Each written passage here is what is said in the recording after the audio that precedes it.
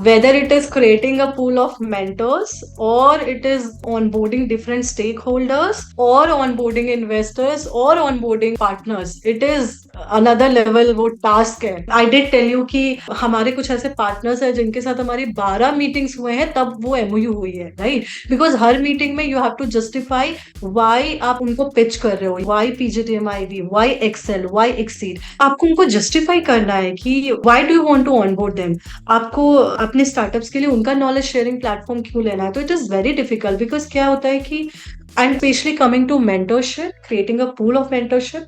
तो अभी क्या होता है कि हमारा डिफरेंट सेक्टर्स होता है Gaurav. For example we are not sector focused कि आपको एग्रीकल्चर या फूड में ही करना है, we are sector agnostic. When sector agnostic है कि आप किसी भी सेक्टर में काम करो, whether it is agriculture, fintech, IT, automobile और फूड इंडस्ट्री। उस केस में क्या होता है, you are also responsible for them, उनके मेंटर मेंटी हैंड होल्ड का और मेंटर मेंटी मैपिंग का। तो अगर से फॉर एग्जाम्पल मेरा फैशन है, माई डोमेन एरिया और माई वेंचर, तो मुझे मेरा मेंटर भी फैशन से रिलेटेड चाहिए या कोई ई कॉम से रिलेटेड, जो मुझे वो ई कॉम पे हेल्प कर पाए, जो मुझे समझा पाए कि वो ऑनलाइन ई कॉम प्लेटफॉर्म कैसे वर्क करता है। तो I know this fashion thing, I know this e com thing, but in addition to this या फिर इसके बियॉन्ड अगर मैं जाऊं तो आई वोंट से कि मेरा फिनटेक या फिर ब्लॉकचेन पे मेरी एक्सपर्टीज है। अगर मैं उस पर कुछ कर रही हूँ, फॉर एग्जाम्पल अगर मेरा venture it moves around blockchain, तो मुझे वो मेंटर बहुत जरूरी है।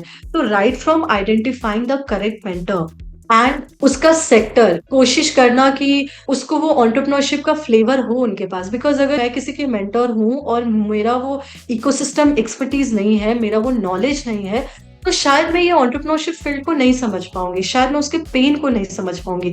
सो it is also very important which we do, we are trying to locate mentors and identify mentors जिनका एक्सपीरियंस है इकोसिस्टम में, जिनको those who know you know कि ये पेन क्या होता है, what are the loopholes, what are the challenges, so that तो what we are trying to do, हम जिस डोमेन में स्टार्टअप है उसी डोमेन को मेंटर को मैप करें। So it is very difficult and you will understand identifying the right mentor, then ecosystem का मेंटर, देन कनेक्शन बिल्ड करना, देन मीटिंग्स शेड्यूल करना एंड देन मेकिंग श्योर कि it is happening and creating और उसको sustain करना। मतलब ऐसा नहीं है कि आपने ऑनबोर्ड कर लिया और आप भूल गए।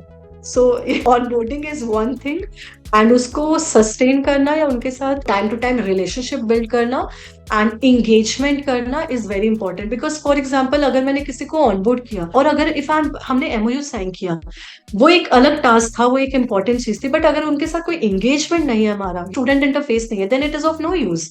सो you also have to make sure that अगर कोई मेंटर आप ऑनबोर्ड कर रहे हैं तो उनका टास्क क्या होगा, उनकी डिलीवरी क्या होगी और उनका एंगेजमेंट कैसा होगा with the respective start. So yeah it is very difficult Gaurav to identify the right mentor, फिर उनको मैप करना राइट स्टार्टअप के साथ, फिर मेकिंग श्योर कि वो जेल हो रहे हैं एंड देन बिकॉज इन सब चीजों के लिए आप रिस्पॉन्सिबल होते हो, right? They are like mentor भी वेट करेगा फॉर स्टार्टअप, स्टार्टअप वेट करेगा फॉर मेंटर, बट उनका जो इंटरफेस है उसके बीच हम होते हैं। तो हमारा task is very important and difficult as well.